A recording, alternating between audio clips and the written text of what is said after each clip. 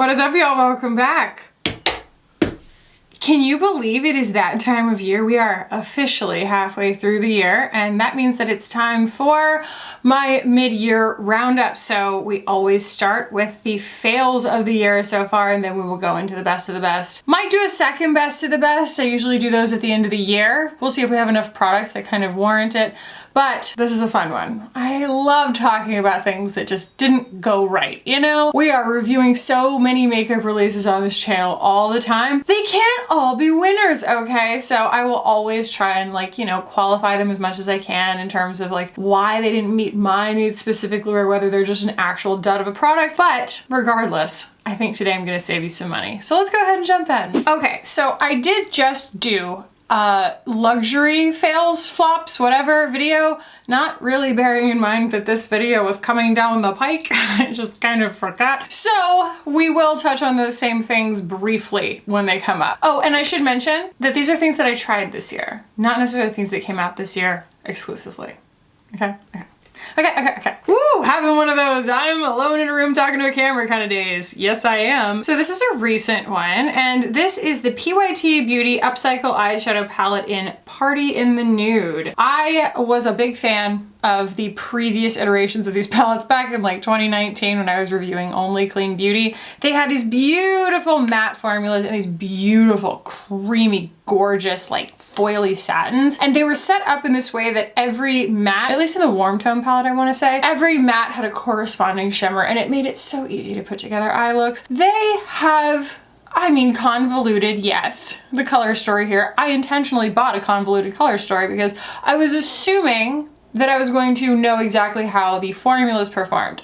Nay, I was wrong. The mattes are not quite the same. They're just not as creamy, and the shimmers aren't that gorgeous, unctuous, rich with color kind of satin that I remembered from the older palettes. They are actually just kind of like these low pigment, underwhelming topper shades. And that goes for all of them. The low pigment payoff of the actual shades versus the low quality of the shimmer payoff, you just end up with kind of a dud, unfortunately. So I was really disappointed in revisiting PYT kind of on the whole, because I don't feel like the rebrand and everything was an improvement either from the product standpoint or from the sustainability standpoint. And that's not something I always criticize for every brand, but if you're gonna come out and say that you're making recyclable components out of post-consumer materials and things like that, do more.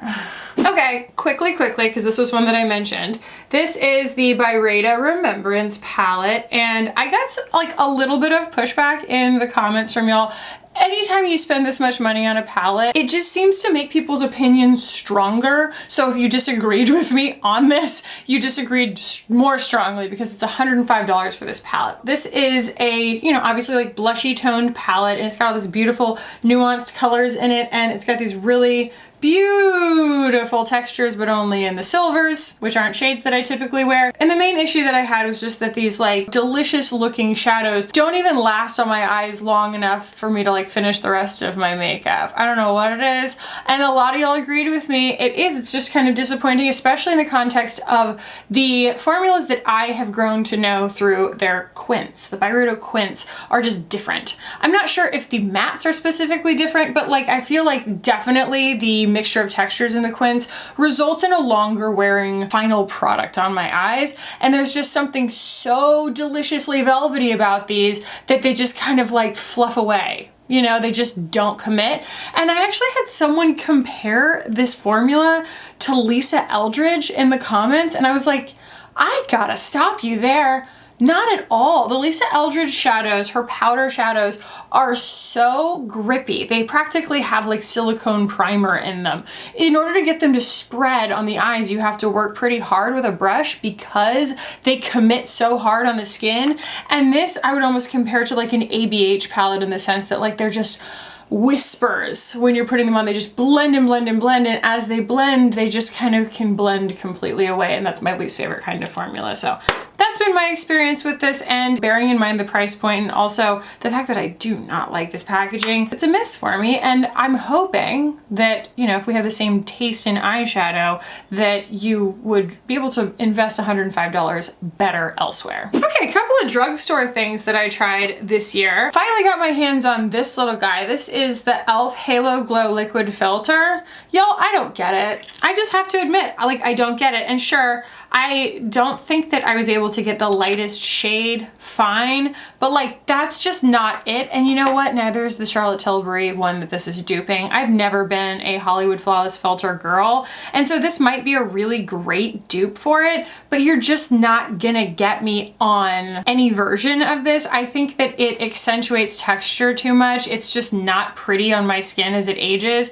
and I don't think that it's like a believable way of catching the light as far as a highlight is concerned either. Maybe I'm just kind of like a grumpy, get off my lawn, anti-highlight, no fun kind of lady, but like, it just doesn't reach me. I want a product, if it's gonna highlight on my skin, I want it to have a more believable actual like dewy finish, not that it's sparkly, you know? And I always mention this, but like the Milk Makeup Bionic Glow, they are liquid highlighters that when they dry down on the skin, they still leave a beautiful glycerin kind of finish that doesn't accentuate texture. Those are really good. So yeah, this wasn't it, but also I'm not always just here baiting up on drugstore products exclusively. Same vibe, same energy. This is the much anticipated at the time, Kosas Glow IV Vitamin Infused Skin Enhancer. So, you know, this is called a liquid filter. This is called a skin enhancer. This is in that grouping of products that I like to joke about. It's like they don't want to call it something that you've heard of before, so they just kind of make something up. This really was purported to be almost something that you could wear all over your whole face. I don't advise putting this on your whole face. I do not advise putting it on your whole face. I'm gonna put it next to that Halo Glow. Oh my goodness, it has as much shimmer, like mica in it, as like an eyeshadow. And it might look okay on camera, but it looks really wild in person. I could not get little enough of it on the right parts of my face for it to make sense. I'm gonna turn the light down and you can see really up close like what this does in the texture on my hands. Hopefully 4K can do it. It's like as the light hits it, mica is not a pearlized like pigment shape. And so it reflects the light in an erratic way that I think is really unflattering. I actually think that the Halo Glow is just not my taste, but it's actually maybe more flattering, whereas the Kosas is truly, yeah, it's not blurring. It is purely glittery and accentuating it. So I understand the appeal of this. I do. I just don't think that it's for me or for people who have similar taste to me, you know? And so I'm kind of wanting to discourage you from getting swept up in the hype, although it's like, you know, $8 or something. But regardless, you don't want something that you don't want. That, yikes, yikes. So like I said in the beginning, there are things that just aren't for me, and then there are things that I think are like truly duds.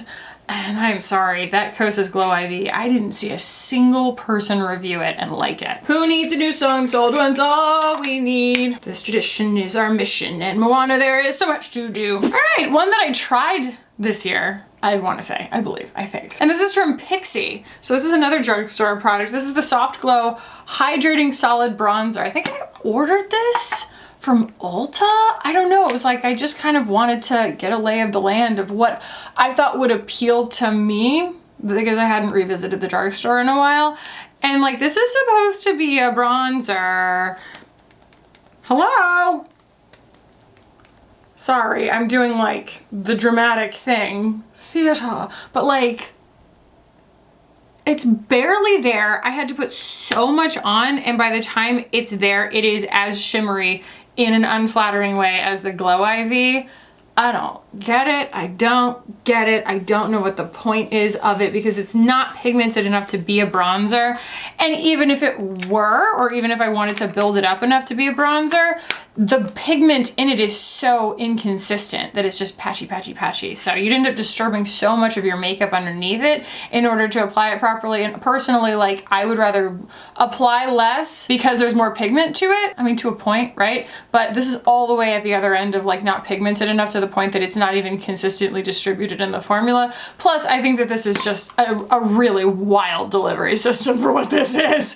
Put it in a pot, you know what I mean? Or put it in like a stick that's not shaped like this, but like the idea that I'm doing this on my skin is just not feasible at all. It's just half-baked. All right, another bronzing thing that just didn't work for me. I really gave this so many chances. This is the Tarte Sculpt Tape Contour. And first of all, Tarte being, okay, let's say that they're a brand that is trying to be like really beginner friendly. They're making everything in like colors that are, for the most part, I mean, they skew boring, right? Because they're trying to be a product that is unintimidating to like a new makeup user, and that's why people continue to go back to them. Like, that's their market share. Fantastic for them. So the problem with that becomes, this isn't really a contour.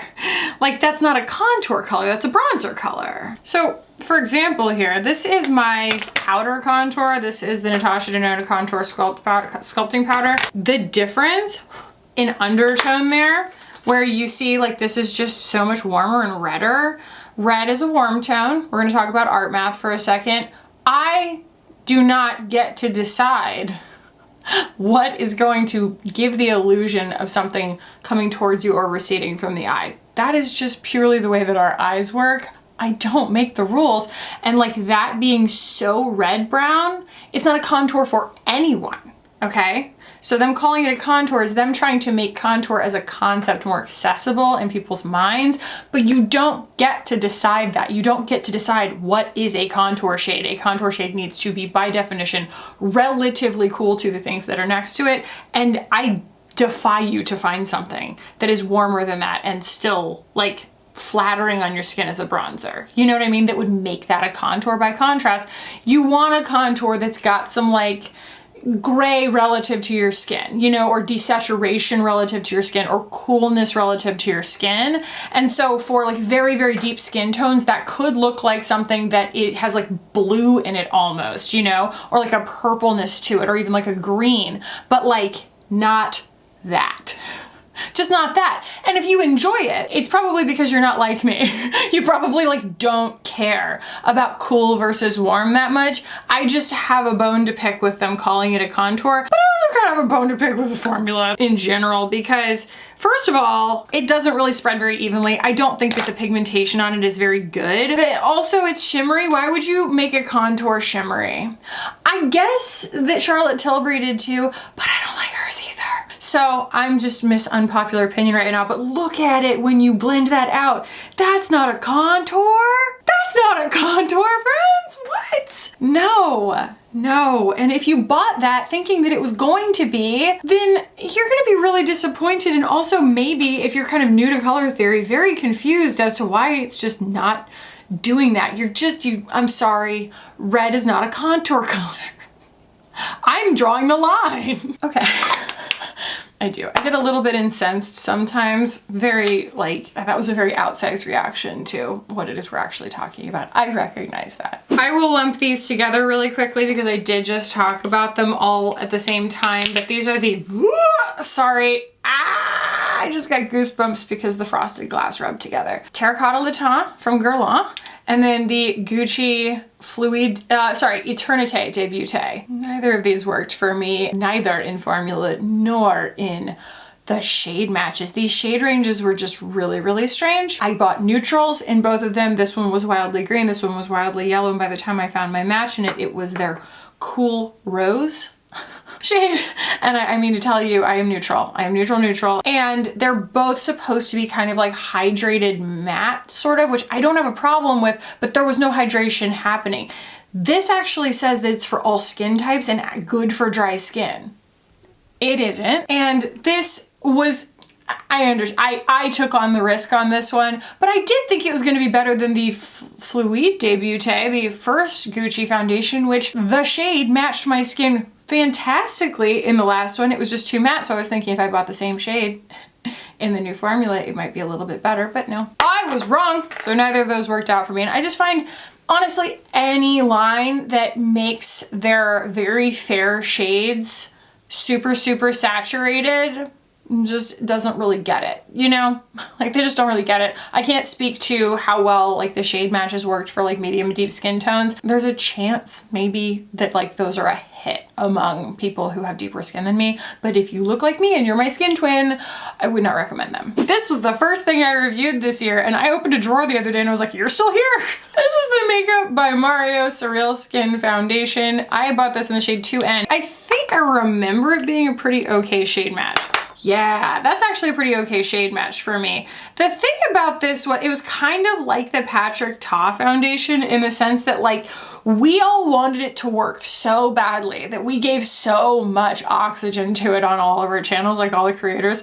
And we just, I mean, between me and Tom and I think like Lauren May and like a few other people, we were all just like, I can't put my finger on it, but like what isn't working here? It's just that it's like very dewy to the point that it doesn't really even dry down, so it just kind of goes sludgy and it just shows texture and it wears off, and it's really like overly hydrating but still somehow really unkind to dry skin because it like wants to like crease and settle. It just was not for me. And I'm also very confused about just the inventory situation of like why you can still buy this but you can't get the etherealized palette. Like it was available for like 5 minutes. Like if you didn't order that like the moment it came out, they did not give you another chance to buy it. Like, it was so weird. It's like limited edition, like, okay, sure. But like people didn't even, like if you waited for a review on that palette, you could barely buy it. Like it's very, very silly. I don't know. Maybe there's like some kind of very precious ingredient in it. I'm not sure. Just for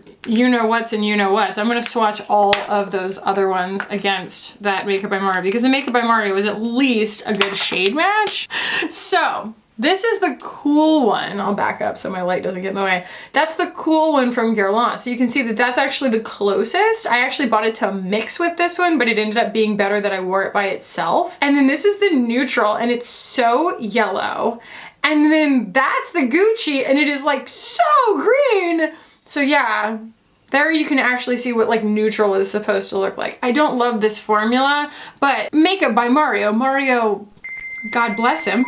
His last name that I have to Davidin. I can't get the inflection right, and I am a person who really does take it seriously. To Davidanovich, is that it? It's like when I'm reading it, I can do it, and it's just like it doesn't. And either way, Mario, he does understand color theory, and he does get, you know, the undertones right. So at least in my experience. That's another line where like I'm very impressed with his ability to keep the shades consistent formula to formula. So there is at least that. When he puts out a bronzer in light, it's gonna be the same color of light in every single formula, and I own all of them for that reason because I like all of them. All right, I'm gonna roast Tom for a second. So this is the Armani Luminous Silk Concealer. It's pretty much the only thing from Armani, I think, so far that I haven't loved. I didn't totally love their liquid bronzer, but that's because the shade range was just not that awesome, and it has octinoxate in it, and I have this like private war against octinoxate. I don't know. But the Luminous Silk foundation is amazing. The Luminous Silk blushes are amazing. And the Luminous Silk concealer just doesn't work for me at all. I wanted this to be a really welcome compliment to the foundation because the foundation actually has a comparable amount of coverage to my favorite Chanel foundation, the #1 Day Chanel Red Camellia Revitalizing Foundation. And I was shocked to find that like this concealer doesn't have any coverage to it. A great shade match. I mean, Tom and I are skin twins, and so it's a phenomenal shade match. I was just like, what shade are we? I got this in 2, and it just doesn't have any coverage to it at all. And so by the time I build it up underneath my eyes, in order to get any kind of coverage, it is just crepey and cakey and everything you don't want in a concealer. Looks really beautiful on my skin right there, but like I would never wear that little of a concealer because what's the point? It kind of looks like this, which I just bought. By the way, I haven't even told y'all about this. I went to the Chanel Beauté Atelier in New York City while I was just killing time waiting for a lunch reservation. Yeah, I just fell in love with a few things, and one of them was the LeBlanc Eclat Rosé Sur Mesure Rosy Light Drops, and they're gorgy porgy, but yeah, I mean, honestly, like that concealer has about as much coverage as this liquid highlighter, so I would never wear it in the first place.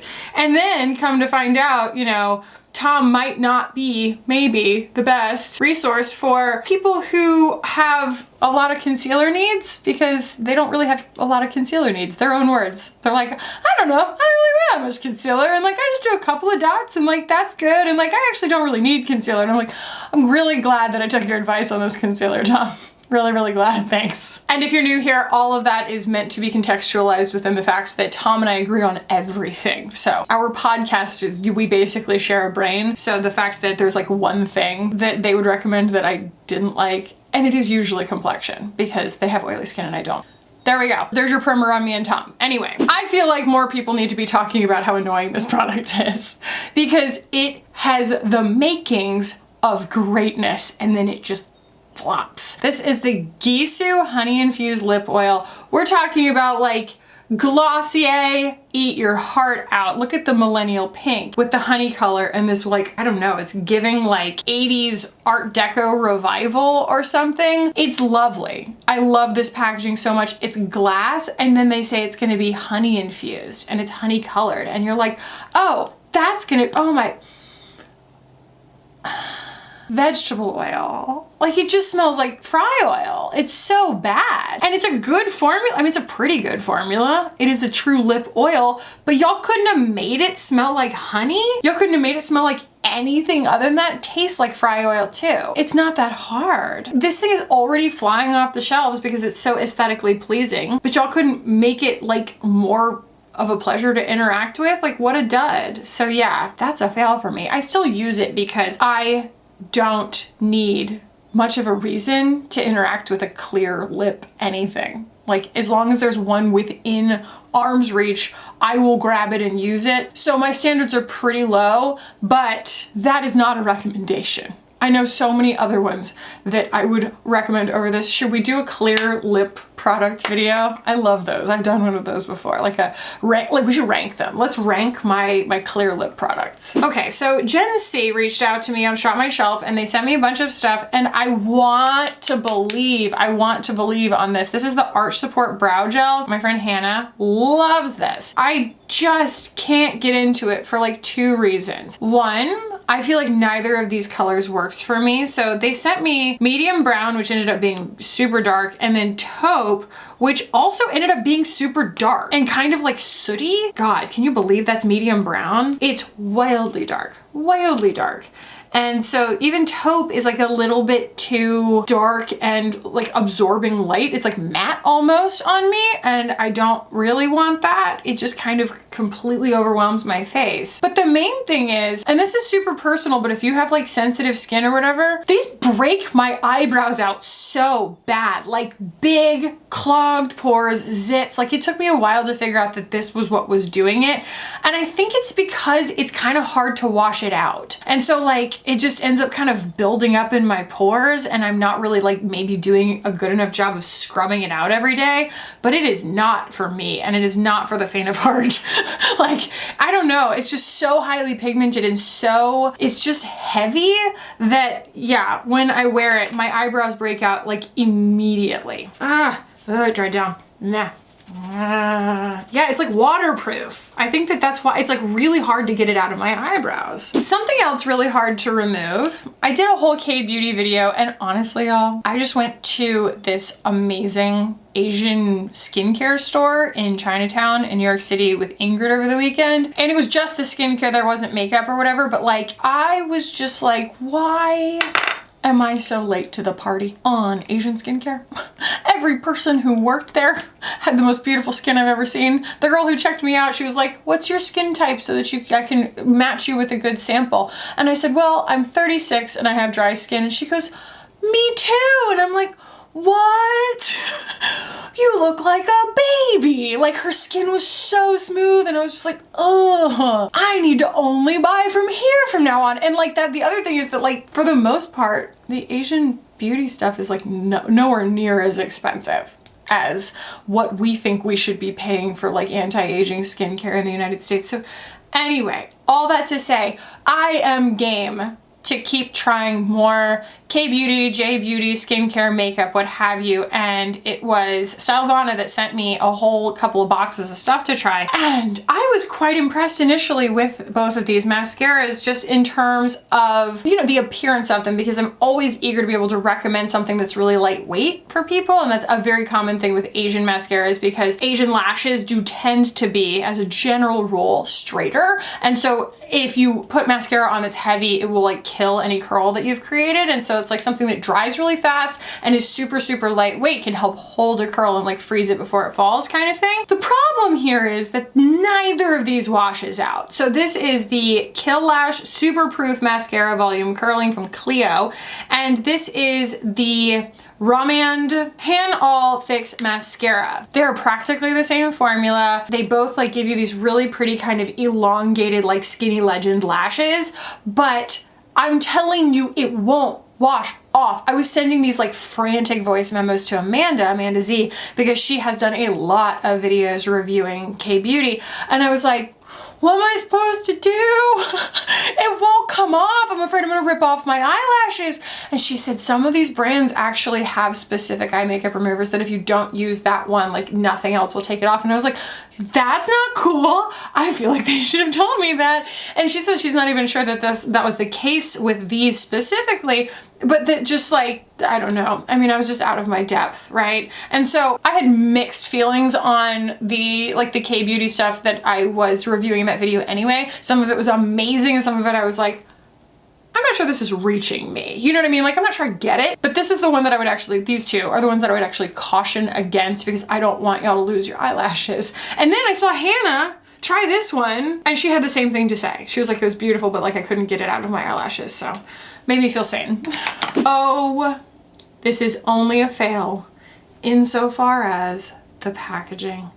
This is the Rare Beauty highlighter. I don't know. Her stuff has such cute names.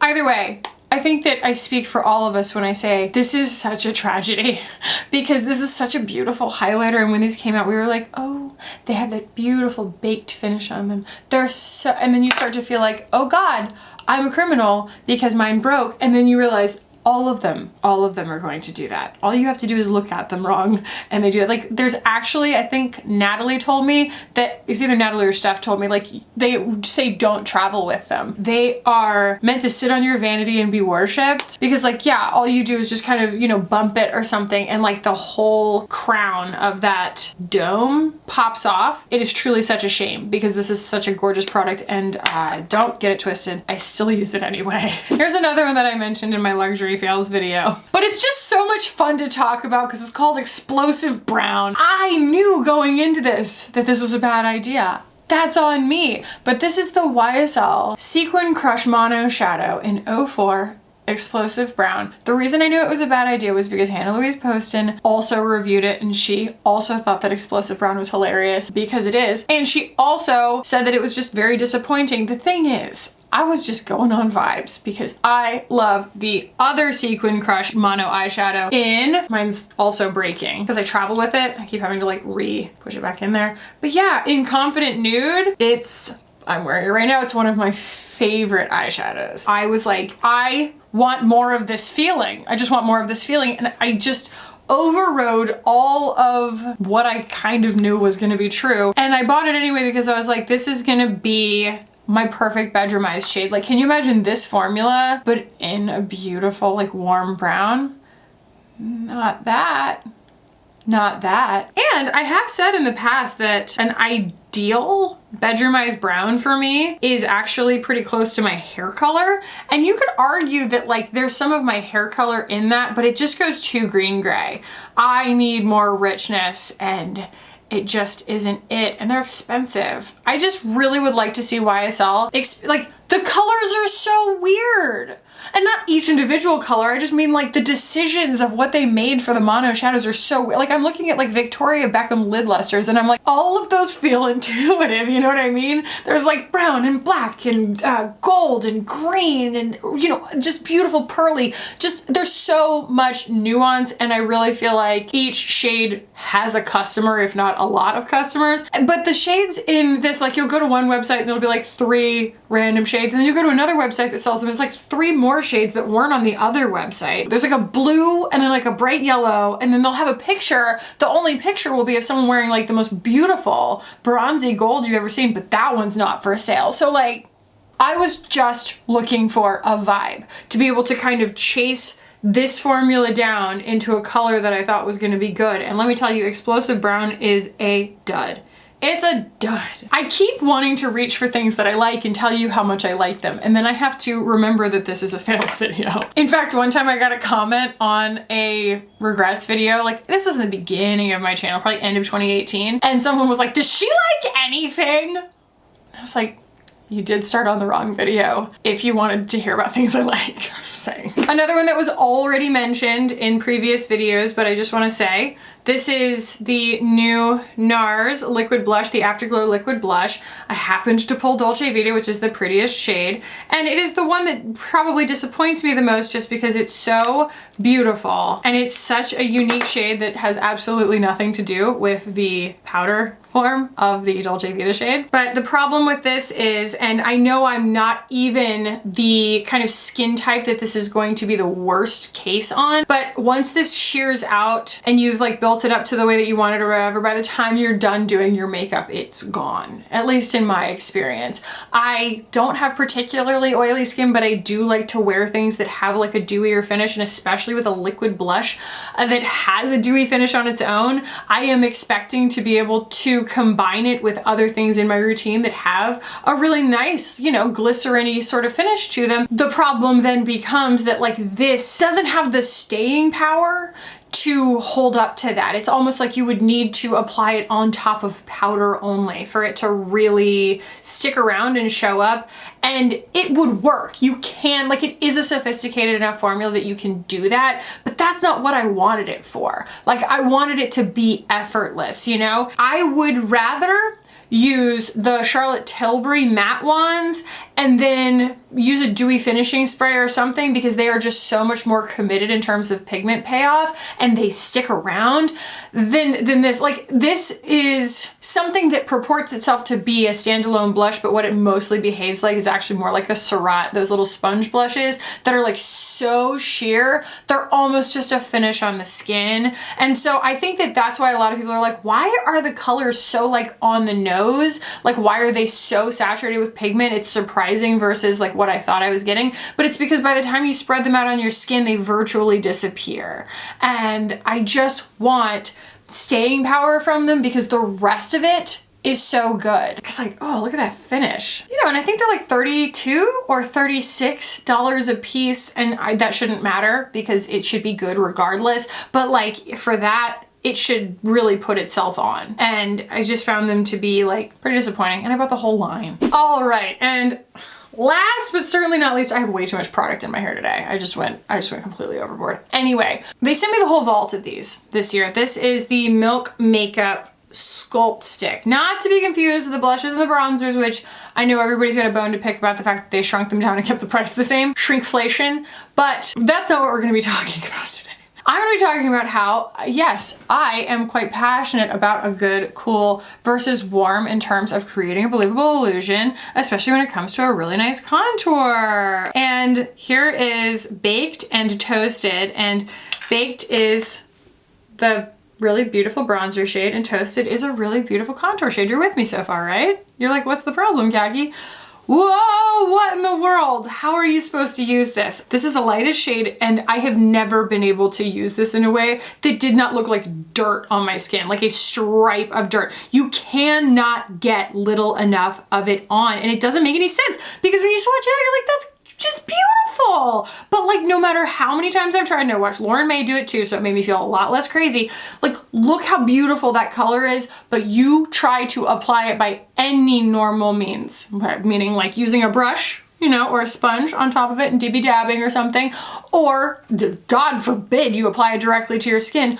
I don't understand what you're supposed to do with this, because I love my Uoma one and it's highly pigmented, and I feel like you can just get a really beautiful like sheer wash of it where you want it, no matter how much pigment there is. But like this, for some reason, it just goes so gray and so intense on the skin that like it is impossible to use. So if anybody has tried this, let me know your experience with it, because maybe it's a case of like, they need to create one lighter shade that's like less saturated than this or something, or less like, sorry, less pigmented, not less saturated. It's pretty darn gray. She's fine. I'm tempted to use it to demonstrate it because it's so unbelievable when you look at it. You're like, no, that looks like it's gonna be a beautiful bronzer, but like what you really need from it is something that has even less opacity than that, because it just doesn't ever go sheer enough that it's not just a gray stripe on your face. And I think that this is a trap. I think that this is a trap for people who think that, you know, maybe this time I'll be able to do contour, cream contour, and I won't look like someone with like a dirt stripe on their face. This is a dirt stripe on your face trap, okay? That's just my humble opinion. Okay, the back of my hand hurts from wiping swatches off. So yeah, I mean, we're mid-year, so there's not gonna be like a ton of things, obviously. And those are the things that did not work out for me so far this year. And some of them might've been from late last year. I can't remember, okay? Either way, it was probably, hopefully, fun and or helpful to watch. So let me know if it was by giving it a thumbs up. Subscribe if you're cool. It'd be a cool thing to do. Cool people subscribe. And yeah, up next will be my best of the best so far this year. So definitely subscribe and turn on your little notification bell and whatnot. And that's it for now. I love y'all so much. Thank you for watching. I will see you in the next one. Bye.